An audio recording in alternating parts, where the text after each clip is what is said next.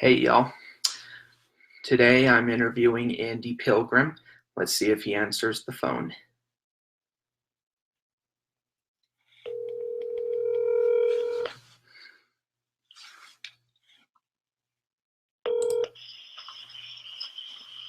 Hello.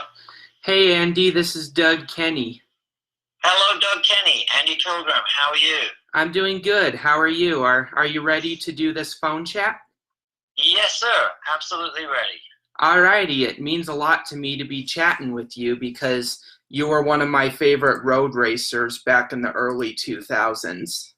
Well, thank you. Thank you for that. Appreciate your enthusiasm. It's always good to chat to anyone that likes racing, whether they compete or whether they're just fans or enthusiasts. Yeah, and I got involved in the sport back in it was between 2005 to 9. Got it. Got it. Yeah, and what got me inspired was the Disney film Cars. I think I remember reading that. I think you put that somewhere once, and I think I probably picked up on it reading it because I'm a huge cartoon fan. You may or may not have seen some of my helmets, but I love putting cartoon stuff on my helmets. I've always done that. So yeah, I didn't see that movie in all its entirety, but I am well aware of it. Yeah, and I kind of think out of all the sequels, I think the first one is the best. I think always the early ones seem to be the best in these franchises. Yeah. Yeah. Alrighty, so I have a list of questions, and there's like 46 of them, I believe, and they're all about your career.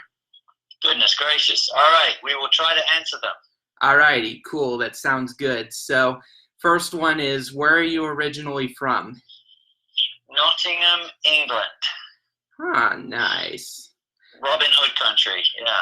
Robin Hood. I love that legend.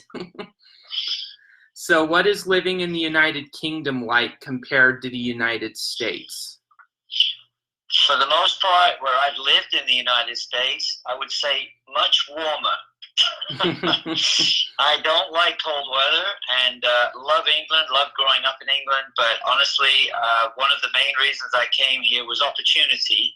The opportunities have been amazing. And also being able to live in a part of America which is much warmer was also a big plus. That's cool. I think both countries are pretty cool, but yeah. Very much so, very much so. I'm very happy that I grew up there. I have a great appreciation of history from growing up there, and of course, a great education there. So very, very lucky. Yeah, that's really cool. And the United Kingdom has always been a place I've wanted to visit for years. Yeah.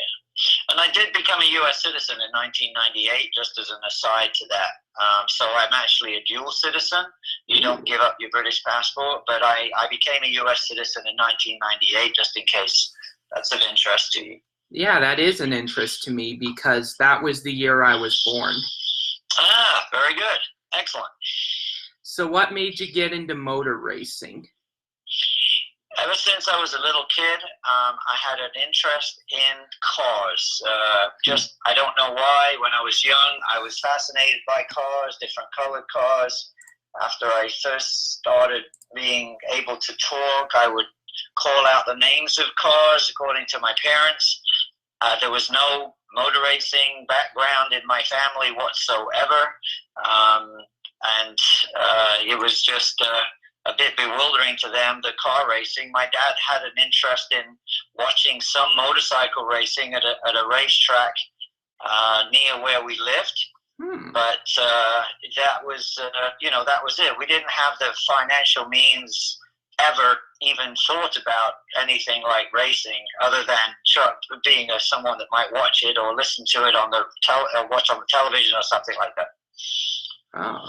I just had a natural interest in it. Don't know where it came from. Yeah, and I had an interest in cars as well because my grandfather worked for Napa. Oh yeah, there you go. That's an interest. Yeah, for sure. Yeah, and my grandfather, he went to the Indianapolis 500 when A.J. Foyt won his fourth. Oh yeah, I mean, well, yeah, I've met A.J. a couple of times. Great gentleman. Yeah, and who was your favorite race car driver growing up? Growing up, I think it was Mike Hailwood was the guy that, because Mike Hailwood, I was more interested in motorcycles in a knowledge base. So motorcycles, Mike Hailwood, who became an F1 driver, he was a world champion motorcycle racer. So Mike Hailwood, and also Graham Hill and Jim Clark. Ooh. Those were the guys going back there. Those were the car race guys, purely car race guys that I liked. Yeah, and those are legends. No other way to put it. Absolutely, especially Clark. I mean, they sort of think about Jim Clark, and they talk about Ayrton Senna and Jim Clark from their eras as being just naturally brilliant race car drivers. Yeah. Yeah, and Clark finished at Indy second as a rookie, which is amazing. Yes, he did. Yeah, absolutely. Have you ever been to the Indianapolis 500? I went when I first came to the United States. I went the first year I ever came here.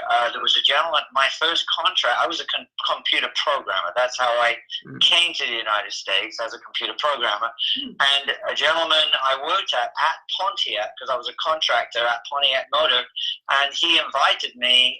He said, "Oh, group of us are going to the Indy 500." And that was 1981.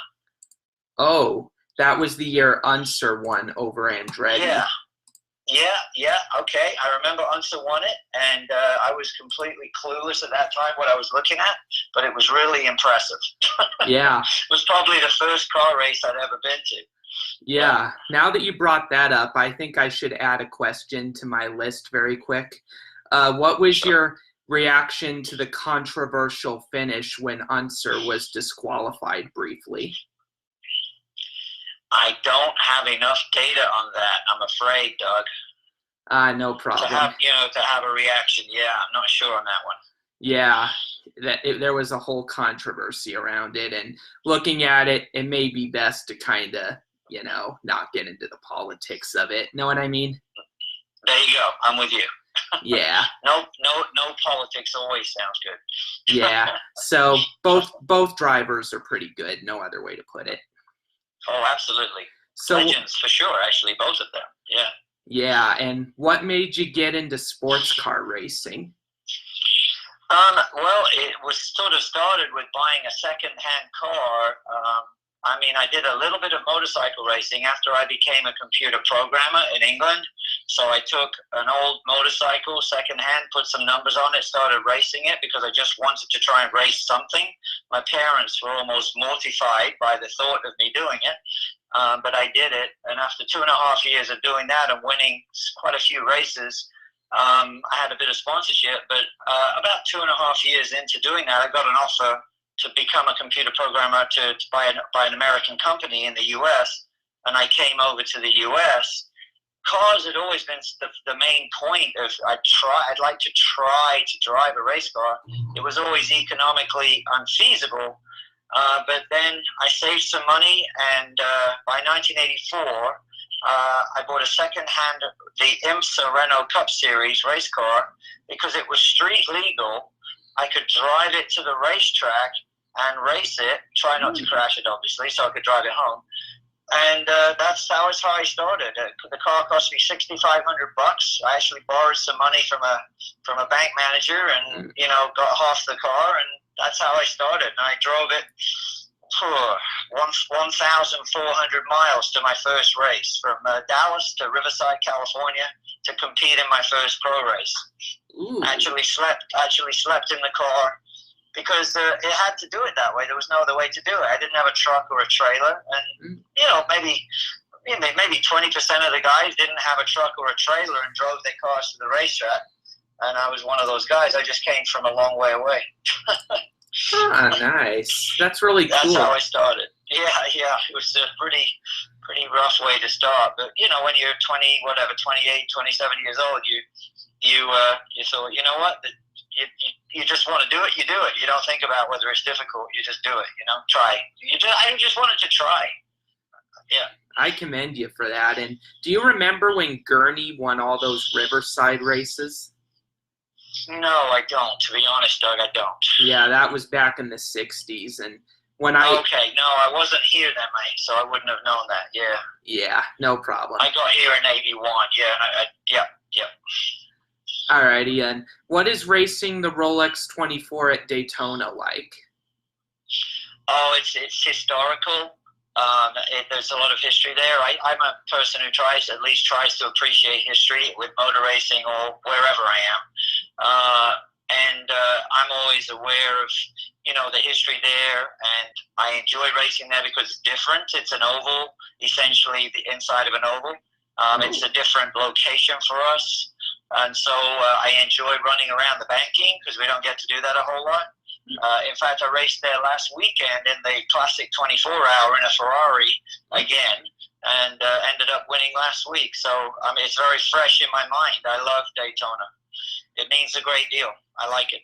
Yeah, and I hope to go to the 500 eventually. That'd be really cool. Oh yeah. Well, yeah. Sadly, I was only there once, and that was the year that Dale passed away, unfortunately. Yeah, and speaking of which, that was my next question. What was it like working with Dale Earnhardt Sr. at the 2001 Rolex at Daytona? Well, the thing was that we first met 5 months previously. It's a little bit of an interesting, I don't know whether you've read this story or not. It's sort of been around a little bit in some of the newspapers on his 10th year anniversary. There were stories out there, but essentially, Petit Le Mans is one of our sort of big four road races, international majors, if you like.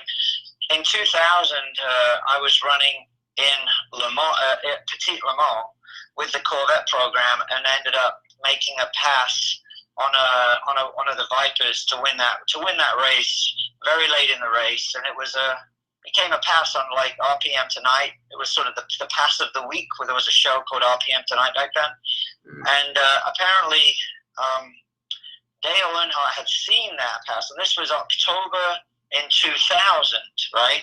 So I ended up getting a letter sent to my house. So we won the race. It was the first big win by the Corvette race team back then. It was the first major win by Corvette racing. Of course, they've won 100 races since then, but that was the first one, the first major.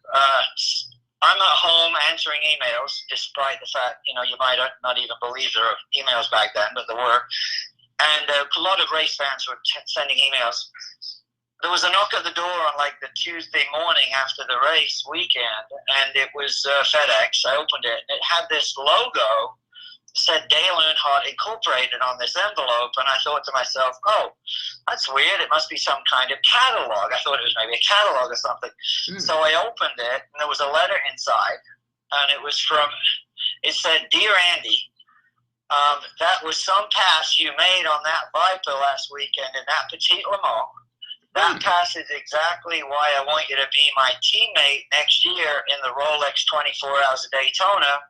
You obviously know how to trade paint. You've got to show me how to skin some snakes. And it said, sincerely, Dale Earnhardt. And I was like, seriously, it was a letter from Dale about that pass. And it was sort of announcing, I had no idea, that he was going to drive a Corvette the following February. And that was the first I heard about it. So I called my team manager, Gary Claudio, and said, Gary, I just got a letter from Dale Earnhardt. He was like, hi, we wondered why he was calling here yesterday looking for your address. So we gave it to him. And he said, yeah, but you can't say anything to anybody. I mean, I was all excited. And he says, you can't tell anybody about it because we're actually going to see him in 3 weeks to make the announcement that him and Junior are going to race with you at Daytona next year. And it was like, but he said, you can't say anything for 3 weeks. I mean, it was like the hardest 3 weeks of my life not saying anything, to be quite honest. But that's how it started. So in that 5 months, there are so many stories that I have in that 5 months, building up to the race and going through the race. We became good friends, and just chit chat friends. I mean, I figured he had a lot of chit chat friends, but apparently he didn't. According to his sort of right hand guy, Steve Crisp, he told me almost. Unfortunately, after he passed away, I learned a lot more about this. But we chatted a lot, had a lot of fun conversations, and traveled around a little bit to Pratt & Miller, to things like that, and raced together, obviously, and Junior was involved as well. And then I got my teammate Kelly Collins involved. So instead of being just the three of us, Kelly Collins was part of the team. But in all, I just then thoroughly enjoyed meeting Dale. He was so much more. I found out so much more than just a race car driver. He's a very kind person. He was a entrepreneurial person, obviously. Ooh. But he really enjoyed the idea of his the road racing, the car road racing, and I just thoroughly enjoyed meeting him and learning about his stuff. And you know, the guy was an absolute legend. It was a privilege to spend some time with him and get to know him a little bit. That's really cool, man. That's freaking awesome. Yeah, thank you. It's a fun. It was I'd say a privilege to be part of it. To be honest, Doug. That's awesome to hear. And so, yeah, after that, my next one is, what was your reaction when Earnhardt crashed at the end of Daytona? Well, he had invited me and my girlfriend to come to the race, and my girlfriend of the time, and we were staying on the boat before the race, and he stayed in the motorhome with Teresa. Oh. So when I didn't see him, excuse me, before the race. So we ended up going to the track, and I sort of spoke to him on the radio a little bit before the race and stuff. But he sort of said, go to the suite, take care of that, do this, go there, whatever. And I saw him a little bit before, but during the race, you'll remember there was that huge red flag stuff. Yeah, I've seen it. So we were in the suites, the Chevy suites. He'd arranged me to have a ticket there, and I was watching the race from there. Then we wandered back after the big the wreck. We said, because he said, make sure you're back at the bus before the end of the race, because we'll get out of here and we'll go back to the boat. And so we wandered back all the way back to the bus. It was yellow, and we got back to the bus and got in the bus. And, Teresa was there. She was the only one in the bus, and we were just sitting chatting with Teresa. And I heard Teresa had a radio on a desk in front of her where she was, and we were just sitting, across sort of in the bus there. And the radio goes, "Does Andy have his ears on?" Now, I didn't imagine that Andy was me. And she said, "Oh, he's been asking for you." So I was like, "Oh, okay." So she handed me the radio, and I just basically say, "Hey, Dale, it's Andy." She's like, "Hey, you doing all right?" I said, "Yeah, you doing all right?" She said, "Yeah, it's all good." I said, "You having fun?" "Yeah, I'm having fun. Everything's good." And then we chatted a little bit. So he was still under yellow, of course, still under yellow flag. And then he said, he honestly said, "So you got any advice for me?" Can you imagine? 7-time Winston Cup guy. I mean, I just laughed. It was like, "No, Dale, I don't have any advice for you, man. You're doing great." I mean, to me, he had like a 15th place car that day, and he'd been up in the top 3 most of the day. It was amazing. Wow. I mean, just to see him work in the traffic, work in the draft, it was pretty masterful. I mean, even I could see that, not being an oval track guy. It just seemed to be a pretty amazing piece of driving. But I said, no, man, you're doing great. I don't have any advice. You're doing great. And so then we didn't chat much more. And then a voice came over and said, "Green next time." And obviously, that was it. Like, okay, see ya. And that was it. And the race went green. And unfortunately, we know what happened within the next 5 minutes. Yep. But at the very point that it happened, to be honest, Doug, we knew there was a crash, and I've been around enough racetracks, and when it goes quiet like that, it's never a good thing. And when he didn't get out of the car, I didn't suddenly think the worst. I didn't want to. That's just not my nature. But the longer it went, I had a horrible sinking feeling that this just wasn't going to be a good day. And then I heard from one of his crew that came by before the announcement that just was very emotional. I saw in his eyes. I didn't have to say anything, but he just said, Andy is gone. Andy is gone. And I was like, oh, it was just, well, you know what happened after that. Yeah, and how long was it after the crash before you got the news? That's a great question, and I don't know, but I would say it had to be at least 2 hours. Alrighty. In my mind, but I can't remember exactly, to be honest, Doug. Yeah, no problem. It was a long time, and it was the longer it went, the more I was concerned, Yeah. And poor Teresa, she was in the bus when the crash happened, the end of the race happened. Obviously, Michael had won, and they'd had a 1-2. And she just likes Andy. I just don't know what to do. And I said, Teresa, you just got to go out there. And she wasn't sure which way to go. Like, Dale's just crashed, and I don't know. And then obviously people took care of her and took her where she needed to go. But she was like, she was just completely emotionally torn in 3 different directions. It was just such a strange, I'm sure, just completely twilight moment for her at that split second. It was like she's so happy that the team had done well, and then, of course, Dale had a big wreck, and it was like, oh, my goodness, what do I do? But, and she disappeared, and we were sitting in the bus, my girlfriend and I were sitting in the bus for quite a while before we just wandered around outside just to see what was going on, and then it, as I say, I saw one of the crew guys, and they said, Andy is gone. And it was like, oh.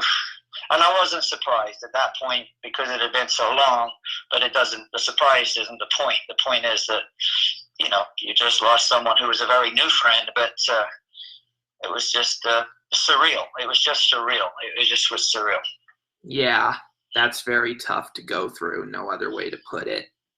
Yeah, sadly, Dale Earnhardt's one person that you just never imagined that would happen to. But in this business, started with motorcycle racing, there's a lot of people that don't make it out of here.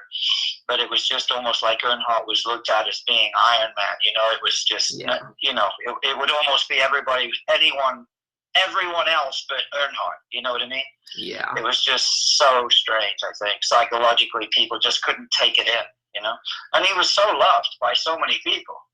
And, of course, in a racing world, many people probably didn't like him in a racing world, but nobody could deny the fact that he was just so – you had to respect him even if you didn't like him. Yeah. And the biggest roar that 500 – when they were introducing drivers, the biggest roar was for Earnhardt without any shadow of a doubt. Ooh. Yeah. The biggest cheer. The biggest cheer was when Earnhardt's name was read out before the beginning of the race. It wasn't even a comparison with any other driver. Yeah, I can imagine all that. And there's some drivers that I don't like either, but I still have respect for them. Oh, you got to respect anyone that puts on a helmet. I mean, that's the way I look at it. Yeah, and that's a very good way to look at it. Yeah. So, how did you get your Busch Series ride with Dale Jr.'s team? Funniest thing was I was on a golf course playing golf, and I got a phone call, and I answered the phone, and it was Dale Jr. And he was like, hey, Andy, how you doing? I said, hey, Dale, I'm doing great. How you doing? I said, I'm just playing golf here. He said, it was like, so I think he said, so what are you doing? I said, oh, I'm playing golf. And then it was like, he said, have you got a minute? And I said, I'm playing golf, but, he said, well, it's kind of important. And I said, oh, well, no, okay, then go ahead. What's going on? And he said, I just want to know if you wanted to have a ride in, I think it would be a Nationwide car at that point. He said, I want to know if you want to drive a Nationwide car. And I was like, oh, my God, are you kidding? He said, no, I just want to know. I said, yeah, I'd love to. And he said, all right. He said, so call me back. So call me back when you start playing golf or whatever, but we'll talk. I said, oh, yeah, no, I'm in. Like, that was it. So that was it. That's really cool. And how did it feel to represent the U.S. Navy in the Busch Series? That's a great question, actually, because it meant an awful lot. And I met a lot of the Navy people. I mean, of course, it was just the 2 races, You know, we almost pulled something off seriously in Canada, which was great in the first one. But it means an awful lot. I have a tremendous amount of respect. My father was in the Air Force in the Second World War, Ooh. and you know, so I just, you know, I have respect for people that put themselves in harm's way, and Yeah. that's just a lot. And so it meant an awful lot to meet some of those people, and it just meant an awful lot, especially for somebody who was not originally born here. It was very, very meaningful to me. That's good to hear. And what was qualifying for the Montreal race like? Well, I've never been to that track, so the fact that, you know, I don't know where I qualified, to be quite honest. You probably know better than me, but it was you know, it was so different. I mean, the brakes, the tires, the engines, the power of the engine. I mean, there was I did half a day test of VIR in the car, so I had a little bit of time in the car, which was great. And I mean, I thoroughly enjoyed it. I mean, it was the pressure wasn't really there in the sense that I knew I could at least qualify.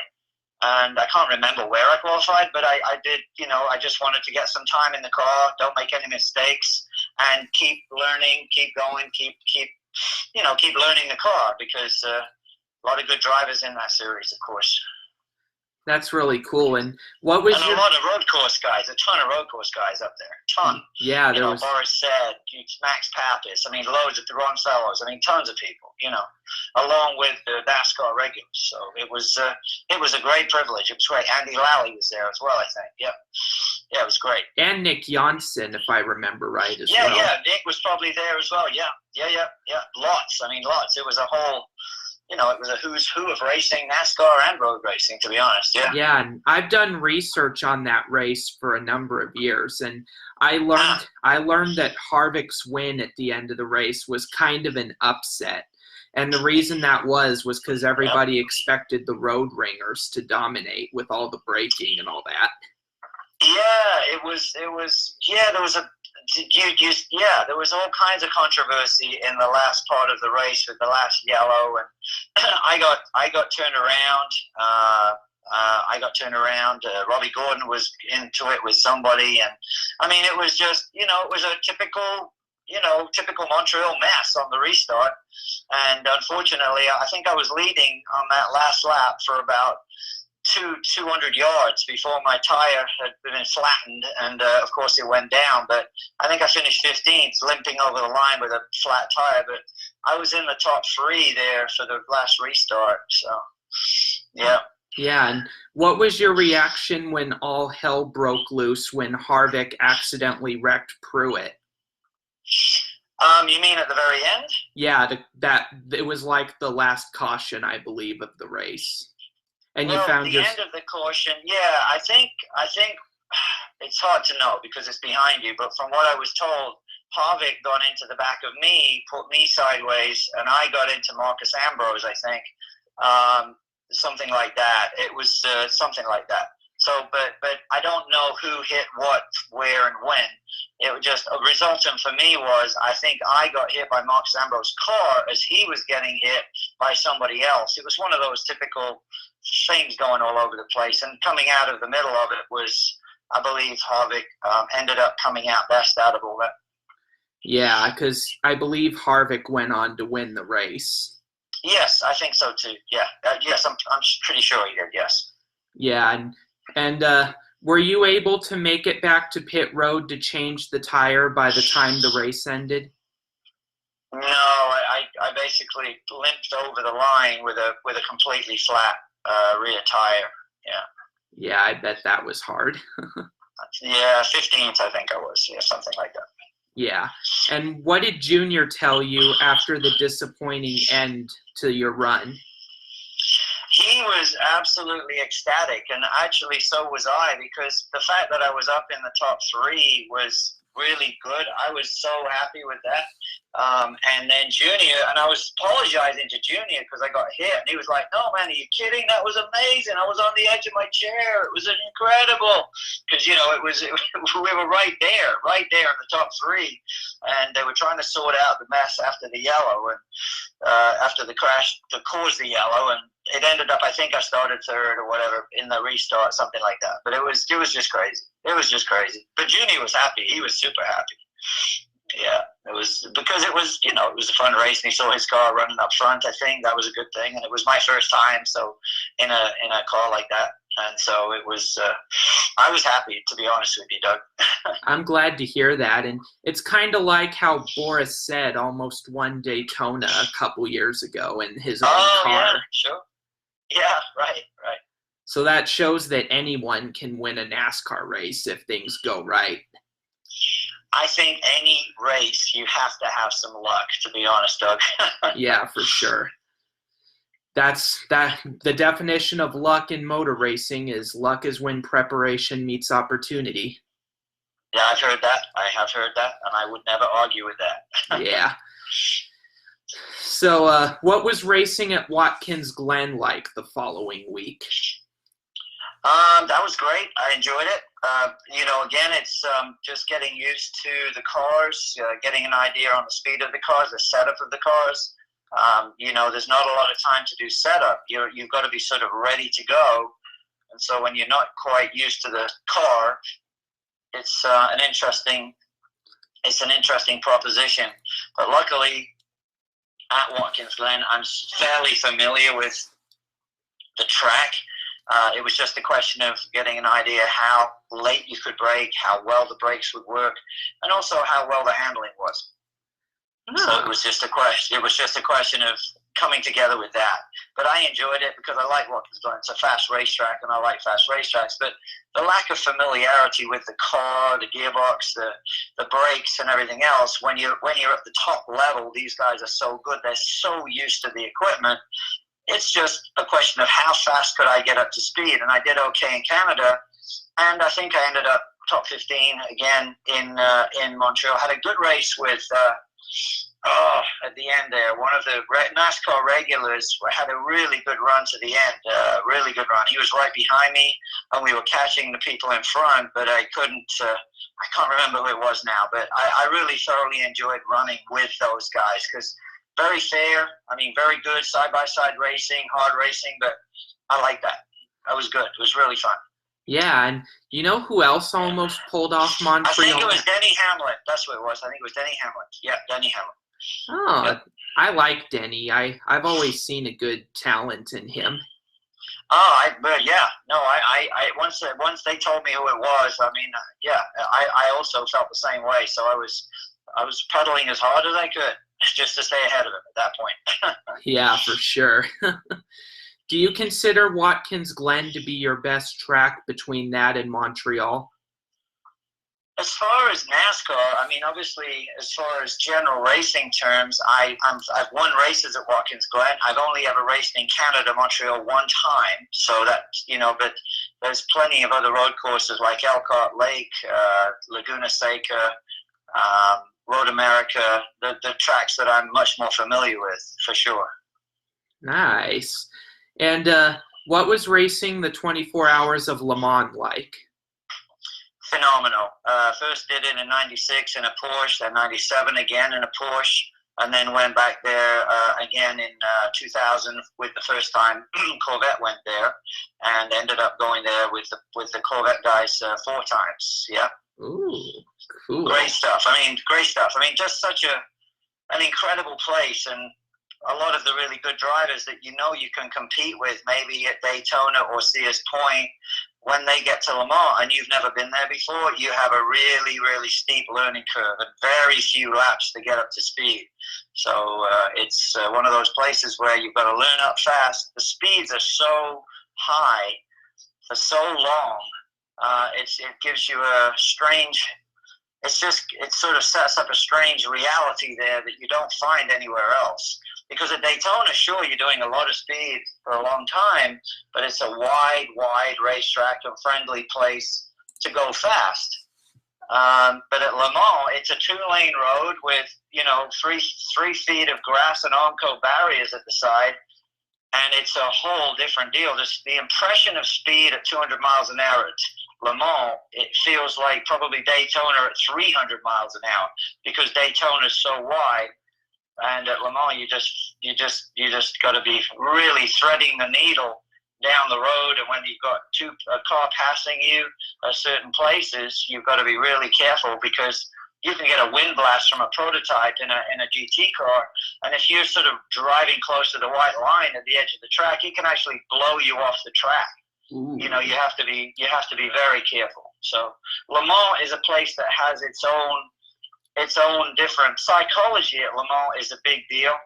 Patience is a big deal in the Rolex 24, and physical preparedness is one, like for Sebring. You know, all these endurance races have different requirements, in my mind anyway. That's pretty cool. And is it held in France? Yes, correct. It's about an hour and a half fast train ride from Paris to Le Mans. You go east from Paris, yes. All righty. What was it like making your Cup Series debut in the 46 car in 2011? Absolutely amazing opportunity. Never expected it. Always been on my bucket list that I could possibly have a chance to drive in a full, proper Cup race, if you like. And I got a phone call, and the team were asking, you know, if I might be interested in trying to qualify the car in, because we had more, as was normal back then at Sears Point, you had more people trying to qualify than could get in the race. I don't know if it's still that way, but anyway, back then you had a lot of cars. It wasn't just a question of show up and qualify. You had to qualify in. And I knew there was going to be tremendous pressure on me. They thought they were going to have a chance to do a half-day test to let me sit in the car. I went up to Michigan, where they were based, the Whitney Motorsports guys. But I sat in the car, but they said they weren't going to get the engine early enough to do any testing. So we weren't able to go test. So I sat in the car for the first time. We had an hour and a half practice session, and then it was straight into qualifying. But unfortunately, during the hour and a half practice session, the car's axle broke. So I only got like 5 or 6 laps in the car. I'd never sat in it before, so I don't know, 800 and something horsepower. You know, it just was, I'd never driven a car a car like that on that track. It was Sears Point. I knew the track well enough. The NASCAR part's pretty similar, so I had a reasonable familiarity with the track, except the NASCAR layout. I hadn't run that part of it. And I knew I was going to be under the gun. And I spoke to Jan Magnussen after this practice and said, I'm going straight into qualifying. And I think I spoke to Ron Fellows as well, just to try and get an idea, because both of them had qualified. They weren't at the track. They were on the phone. And I was basically, Jan was great. Jan, Ron was great too, but Jan was funny great. Jan made me laugh. He's just like, he said, Andy, those things are crazy. He said they have no brakes. They have too much horsepower. The tires can't take the horsepower. He said, whatever you do, he said, when you go out of the pits, warm up the tire, spin the tire, do whatever you have to do, because you come out of turn 8, you go down to turn 11, and you just run. That's all you got. You got nothing else. And so it's like you don't have time to do a lap to warm up to start the lap. You just have a quarter mile almost to just start the lap. This was something I'd never done before. So essentially, I just tried my best. And he said, whatever you do, don't let the car understeer going up into turn 1, because if you warm the tires up in the rear, the fronts are going to be stone cold. So I came out of the hairpin. I got pretty good grip. So I went flying around towards turn 1, and I'm going like, I just kept the power on just a tiny bit too long. And sure enough, I tried to turn into 1, and the car barely turned. And so I was like, just what he told me not to do. I pushed. Now, apparently I was 7/10 off the bubble. I forget. I think Tony Ave was on the bubble, so I was the next one to last one to qualify. I think because I'd done no practice times, and Ave was in the race, and I had to knock him out essentially to get in the race, and he was the one on the bubble. And I was, I think, 6/10 behind his time as I went up towards turn 4. Ooh. And I didn't know that in the car, but I knew I'd lost time in 1. So I just said to myself, keep it clean, keep it clean. And I knew I was fast from turn 7, what I call turn 7, all the way back down to turn 11. I'm always good. Any fast corners in my career, I've always been quick. And I'm very comfortable sliding cars at high speeds. It's just what I'm comfortable with. And the car actually handled very well through there. And I made it as quick as I could. I just said, don't screw up the braking into 11. Don't try and grab too much.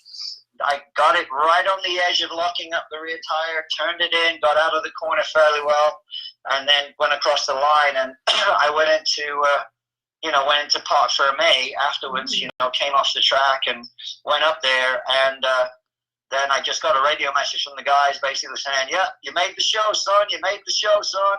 I was like, okay, great. So I guess I knocked poor old Tony out of the race, and we made it in there. So I got in by the skin of my teeth. But the team were very happy. That was my job to get in the race, and we got in the race. It was very, very close. What did Tony say afterwards? Tony, I never spoke to Tony because I don't know Tony very well, to be honest. I don't know Tony. I mean, I'm sure. I can't imagine he wasn't disappointed. That's for sure.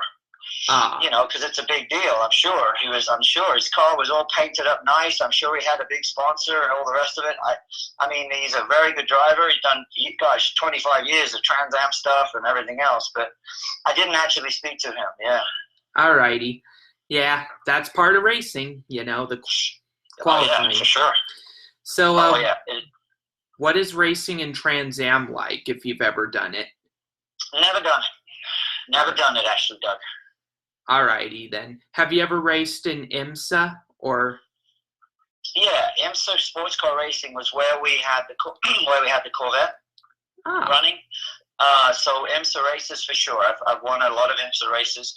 Part of the Daytona 24-hour, the 12 hours of Sebring, which I've won, and that Petite Le Mans, which I was mentioning. That's all around IMSA Sports Car Racing. Yep. Ah, cool. Have you ever driven in the Grand Am NASCAR Sports Car Series? Yes, that was going back. That was part of it. So there was Grand Am. There's the Grand Am Series. There was the IMSA Series.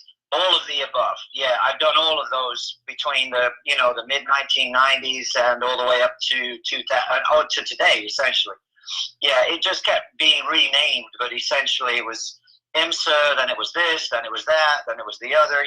Cooper kept buying the series and selling the series, and yeah, so I did all that stuff. So I've won races in all those sections of the sport. Yes. Nice. Have you ever raced at Road America? Many times. I've won, many times. I've won different races there. There's a big IMSA endurance race there. Kelly Collins and I won in the Corvette there. I also won in the international, there was a Corvette GT race there with IMSA a few years before that I won as well. That was in another Corvette. World Challenge stuff, all the SCCA World Challenge stuff as well, which is now the SRO series, of course. I've done very well at Road America over the years. Won quite a few races there. I love that racetrack. It's my favorite racetrack in North America. What I like about Road America when it comes to NASCAR is that the race is so unpredictable.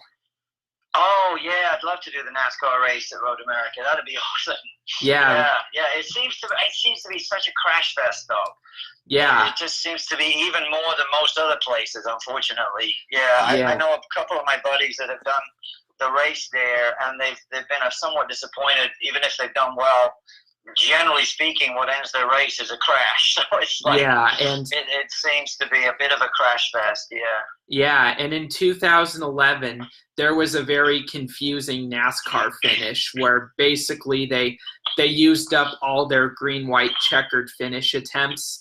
And at first, it looked like Michael McDowell was going to win. Then he ran out of gas, and then Justin Allgaier took it. He ran out of gas at the white flag, and then Yeah, and then Ron Fellows took the lead, but then NASCAR penalized him for passing another competitor under caution.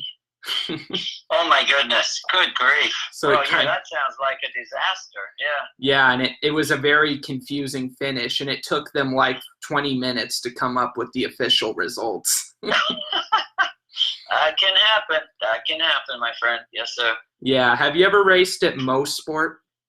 Oh yeah, absolutely. Yeah, I've won at Motorsport over the years several times as well. Love that place. One of the fastest tracks in North America. Brilliant racetrack.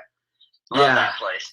I've read on the internet that part of the reason Ron Fellows has done so good at Watkins Glen was because of his experience at Motorsport.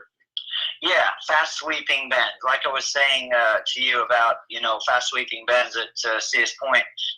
That's exactly. If you're fast at Motorsport, you're going to be fast at Elkhart Lake. Ron was fast everywhere. Don't get me wrong, but I totally get that. If you learn to drive at Motorsport, you are going to be comfortable driving any other racetrack that's slower corners, because that has no fear for you. And if you can control the car on fast corners, you're definitely okay on medium speed corners and slow corners. Absolutely. Yeah, for sure. And when you ran at Montreal in 2007, what was racing with Ron Fellows like? You mean on the track? Yeah, on the track. Well, I don't know that I was ever aware of exactly who I was around at Montreal, but I worked my way up very much towards the front. But a lot of it would also be on pit stops. You know how that goes. Yeah. So it's not like, I was racing somebody in particular. I remember having a really good run with Tony Stewart in the 2011 race at Sears Point. And, Tony, quote unquote, has a reputation. And of course I was aware of that. And my team is saying, that's Tony. And of course I knew it was the number 14 car, right? Yeah. That's Tony. And I was like, he was right by the side of me. So I didn't think anything. I'm thinking, okay, it's Tony. He knows what he's doing. He's a great road racer. And we went all the way down from turn 7, side by side, through 8, through 9, through 10, to 11. He never touched me. We were an inch apart, and I was trying my best to just keep my line. He kept his line, and you know what I mean? Tony's just a racer. He's a racer. He wouldn't give up 1 inch of nothing, and I was trying my best not to give up 1 inch of anything, but he was absolutely solid. Solid, good racer. I wish I'd been able to race with him more. It was great. It was great. So sometimes you're aware of who you're around, but a lot of times, Doug, you're just not aware of who it is. You just need to, what it is, it's a car, and if it's in the way, you want to pass it. That's the racer's feeling. If you start thinking about who's in it, sometimes it alters the way you might drive, so you don't want to do that, Yeah, that makes sense. Yeah. What is your favorite classic film involving motor racing between Days of Thunder, The Love Bug, Chitty Chitty Bang Bang, and Talladega Nights? Probably The Love Bug, Herbie, because I was a kid and I loved that movie. That was awesome. Love that movie. Yeah. And then if you're talking classics, of course, Le Mans and Grand Prix, the movie Grand Prix. The others are good movies and all, but I put them, they are race movies kind of. But as a kid, I remember The Love Bug for sure. Yeah. And the funny thing is, the Ferrari that I raced last weekend is number 53. So I christened the car Herberto because, it's 53, right? And it's a Ferrari, so we got to have an Italian Herbert, so there you go. Yeah, I've asked this question to previous drivers before, and I may need to add Grand Prix to the list of that question. So yeah, Grand Prix is something pretty special. If you've seen, I'm sure you've seen it. You sound like I have. Your history is way up there in motor racing, so it's a must. It's a must, right? Yeah. If I had to pick one, I'd have to say Grand Prix and Days of Thunder.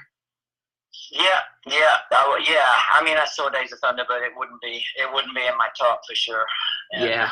When I was in high school, I was kind of known for my Jean Girard impersonation in Talladega Nights. Yeah, no, I know where that is. I know where you're at. Yeah, that's funny. That's great. You want to hear it? Go ahead, man. I'm all for it. Yeah. My name is Jean Girard, and I am a racing car driver just like you, except I am from Formula One. Very good. Nice. Yeah. I like it. Good one. Yeah. And these are my last few questions for the chat. Sure. What was racing at Riverside like? Oh, well, that was the first pro race I ever did, which was my second race ever. In my Renault Cup was my little Renault Cup car. I raced at a place called Holtville out in California on an old airfield there. And then I ended up at Riverside in the Renault Cup Series. We had 51 cars, and I qualified 18th out of 51. The series paid money, as I remember it now, to 25th. I think 25th place got $25. And I remember the back straightaway, the little Renaults were about 50 horsepower, stick shift car, 50 horsepower. And it was just an unbelievable experience running there. I remember if we ran in a draft with 5 or 6 cars together, you could see 106 miles an hour on your speedo with this little 50 horsepower car. And if you didn't run in a draft and you tried to run by yourself, you were doing about 98. So you had to run in a draft in order not to be dead last, essentially. But I loved running at Riverside. It was a great experience. Ah, cool. Even in such a slow car, it was great racing. Yeah, it was great racing. Because everybody had basically the same car. It was a lot of fun. Yeah, and the best driver there, from what I've read, was Dan Gurney. Back in the 60s, he was almost unbeatable there. Oh, well, that may well be true, because Dan Gurney could certainly drive. Absolutely. He was a great driver. Yeah, and you want to hear what Tommy Kendall told me about him in Riverside when I interviewed Kendall? No, because Tommy would know it. Yeah. I think I met him like once in a paddock somewhere. I was introduced to the gentleman. Yeah, go ahead. Yeah, and Tommy told me not only was Dan Gurney a ringer, but it was almost not fair, because when he drove at Riverside, we were all like, we know who's winning this one. Yeah. No, that in itself is psychologically difficult to deal with, right? That's what I was saying about you don't want to know who's next to you, because psychologically you might start thinking about it, and you're already done. Yeah, and that's just the thing, drivers aren't there to make friends; they're there to win. No, that's right. I mean, that's true. I mean, you've got to race fair, but of course, yeah. If you can, but some do. Some are, less so. Yeah, some drivers are different, But I personally believe in driving fair. Yeah, I do for sure. I think, it's just, I think a lot of it comes to personality as well. Yeah. So what is racing at Road Atlanta like? Great track. It's another very fast racetrack. Petit Le Mans, I've won Petit Le Mans a couple of times. I've won other races there over the years. It's one of my favorite tracks, probably one of my top 5 favorite tracks in North America for sure. That's cool. Fast. Turn 12 there is memorable every time you go through it. Is it flat? Is it not? Can I make it flat out? Do I have to lift? It's fantastic. It's a fantastic place. Yeah, I'm going to have to look into that turn that you mentioned to see what the action is like. Turn 12. It's not scary. It's just, it's all on full respect. Ah, cool. And this is the last one I'm going to ask before we conclude it. What was your reaction to being inducted in the Corvette Racing Hall of Fame? Humbling. Very, very humbling. Very humbling experience. I think Ron Fellows went in the year before me, and I didn't expect anything. Having come here as a little, as a computer program with little expectation of ever being able to race, starting racing as I did, like with that little Renault Cup car and driving it to the racetrack and sleeping in the car and doing all the other stuff. Once you move up through and you get paid to drive race cars for as many years as I've been paid to drive race cars, you're very thankful. And then when something like that happens, and it's sort of a fan appreciation, a Marks appreciation, and then it's the Corvette, the American sports car. I mean, it meant an awful lot, Doug. It really did mean an awful lot. And that's one of the reasons I'm in Bowling Green now, because of the fact that, you know, that I've had opportunities, and the Corvette has been central to my professional racing career. You know, it wasn't the start of it, but it's been part of it, from the Corvette Challenge days to the old Escort series, to Tommy Morrison's racing Corvettes, to obviously the factory race team, up until the last time I drove with Ron Fellows in his last race at Motorsport, was his last Corvette race, was in 2007 in the C6R. So Ron's last race was with me in 2007. So the Hall of Fame, Corvette Hall of Fame, just a very humbling experience, wonderful experience being inducted. That's great to hear, and there's no question you deserve it. Thank you very much, Doug. Thank you so much, mate. Yeah. All righty. Thank you so much. But before you go, may I ask, how would you rate our interview on a scale of 1 to 10? A thoroughly enjoyable 10. Awesome. That's good to hear. All right, Doug. All righty. But one more thing. Care. Yeah, one more thing. Oh, yeah, sure. If you'd like, I could burn the interview on a DVD for you and send it to you through the mail, the recording of our interview. Would you like that? Yes, I would love to have a copy of that. That would be very nice of you. All righty. I'll burn it on a DVD and I'll send it to you through the mail. Thank you. Yeah, if you don't have my address, just tell me when you've got it done, and I'll send you an address to send it, mate. All righty. That sounds good. Thanks, Doug. All the best to you, lad. All the best. Cheers. Bye. Cheers. Bye. Cool. That turned out extremely well, and I'm very proud of it. Alrighty. Turned out well. Thanks to all who joined me, and thanks for anyone that commented. Have a good one.